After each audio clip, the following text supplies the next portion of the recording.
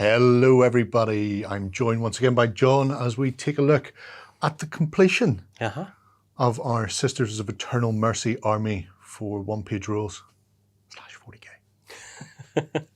40k is really, the 40k idea is really backseat. I haven't even opened the Sisters of Battle rulebook, or the Adeptus Sororitas rulebook, because I just got stuck into the one page ones so deeply. And this is another 1,000-ish points, just over 1,000 points. And another 24 models in total. Yeah, so we've the 23 infantry plus a vehicle. So we have an emulator, and again, our emulator has been upgunned and upgraded with another Raging Heroes commander. That's another Raging Heroes commander in there. Again, just because... Pulling levers. Yeah, she's there to pull levers and look cool, and I think she looks all right, so... I like the fact that the commanders for both the vehicles match the infantry around them. We don't suddenly hit a stylistic change with the infantry, and all of a sudden you get somebody who's twice the size and like a brick. Because the proportions between the GW plastics and the Raging Hero resins are different enough, it would be a bit of a weird jolt between the two. The fact that they fit on the base of the sister model is perfect. You know, and you barely see the join anyway, so it's all good. Yeah, happy days. And again, another airbrush job with this one, was it? Yeah. We went back to the airbrushing in this one, and because this arch piece up here is a clear plastic piece, that's all done with contrasts and inks. So contrast paint actually works really well for stained glass. For stained glass. You know what? Being an idiot, I assumed that clear acetate came like that. It never occurred to me that it had been painted in afterwards. Because I haven't shown it on camera other than now, the clear plastic bit is first matte varnished. Right. So you spray it with to give it something to key to. Yeah. And then you put the contrast paint on, the contrast sits out all into the lead. Because otherwise it would blotch and pull into patches and stuff. Run off of it. Oh, very cool. So that's how that works if you're curious about that. Also, always leave questions in the comments too, and I'll answer them. Very much so. So we're running this as an Infernal APC, so big flamers on the front and can take 6 people. And because of the way the rules work, that's a 5-man squad plus a hero attached. Which means, again, we've got options. And speaking of options, with this block, we went back to block 1. So again, we have 2 units of Battle Sisters and then 1 unit of Battle Sisters upgraded to be Celestians. So now we have potentially a 10-man squad of Celestians and 2 10-man squads of Battle Sisters, or 4 5-man squads, plus 2 5-man elite squads, or any combination therein, which is always handy. So fleshes that out. We have another icon in there as well. So if we do end up with 2 sets, then there's icons in both units to push them forward. And again, those are just the exemplars and the vanquishers to make up the standard unit. So nice, beefy, gives us a bit of bulk in there. Sometimes you need the roughage. And then here's where I had to start going slightly off book. Not massively, slightly. There are Knights of the Chalice, they're called. They are like a Sister Terminator. A Sister Terminator, which obviously Sisters don't have in 40k. So what I've done with these, because I'm like this, is run them as a unit of Paragons. Yeah, Paragon Sisters.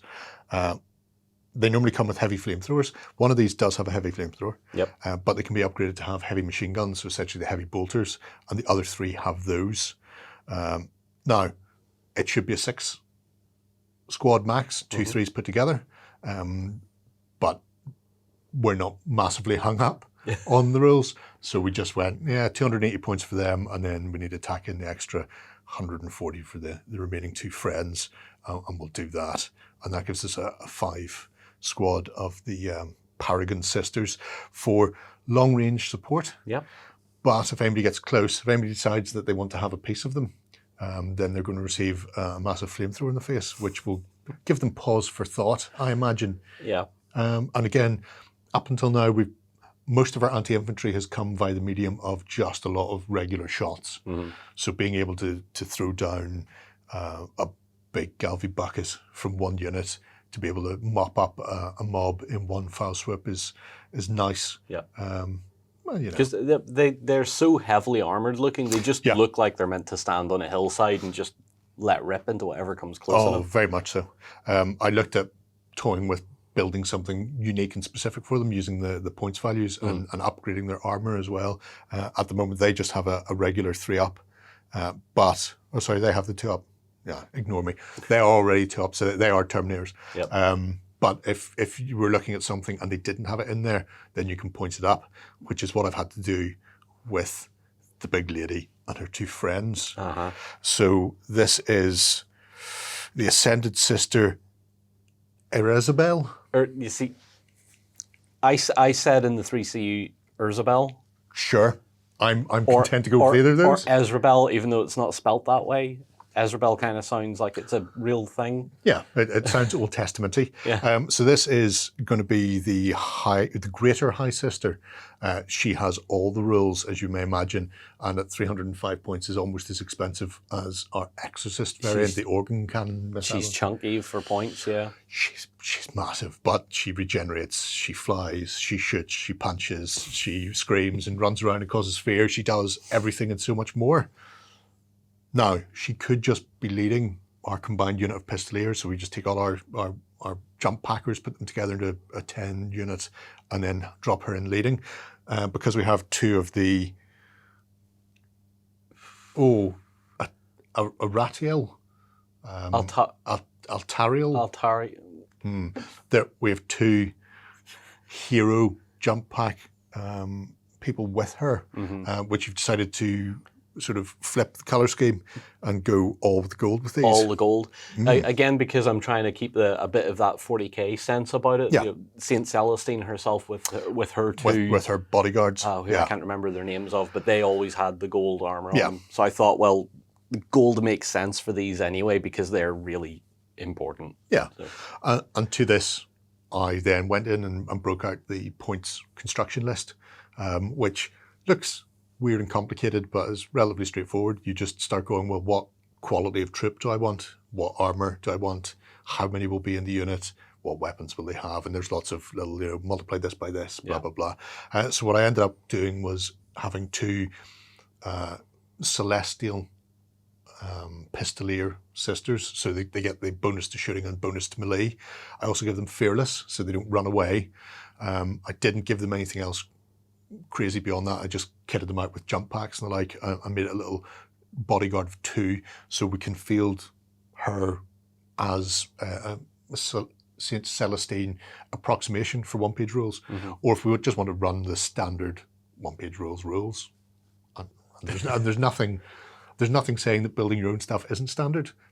It's just a little 2-man unit rather than a full 5. We can just go ahead and pop her just either by herself or into one of the other units, or combine everything into one glorious unit. But I thought, we've got the option. We can build bodyguards. Why not build bodyguards? Yeah. Makes sense. And again, a little fast attack section. So we've got some fast, we've got some support, although more infantry-based anti-infantry support this time around, with the heavy flamers on the Infernal and our Paragons. And then we've standard troops again. So this gives us over 3,000 points, not hugely over, about 3,000 points, which is a substantial army for one-page rules. I dread to think what it would be in 40k, because the points values, well, it'll probably be like 13 power. Power system I don't have to learn.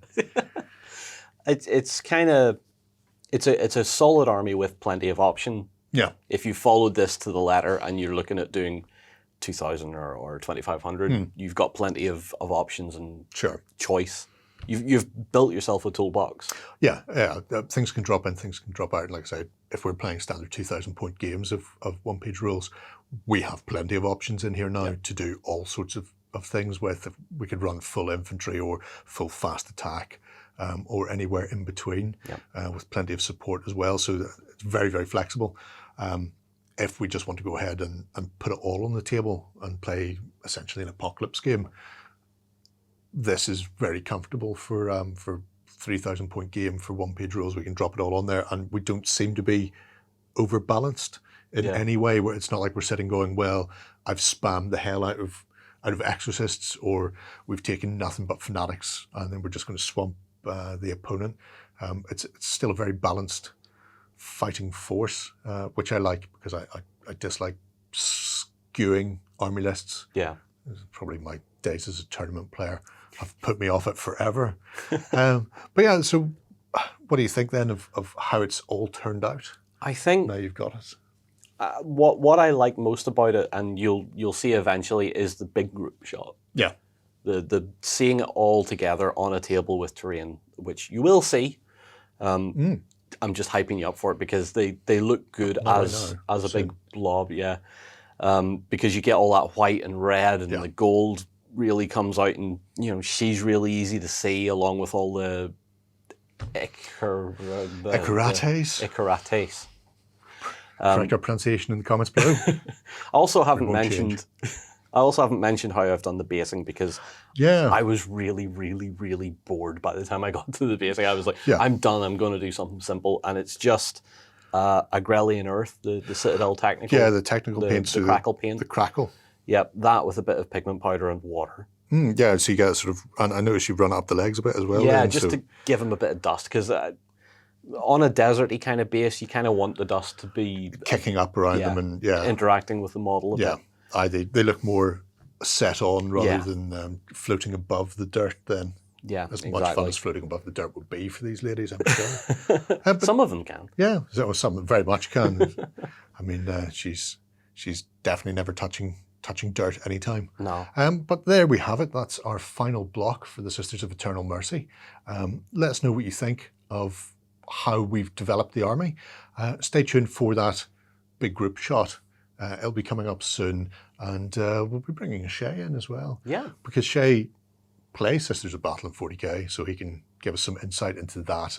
I haven't since 2nd edition, so I can't give you insight into that. But also, we're going to be talking about a Let's Play we're going to do for the one-page rules using the full army against...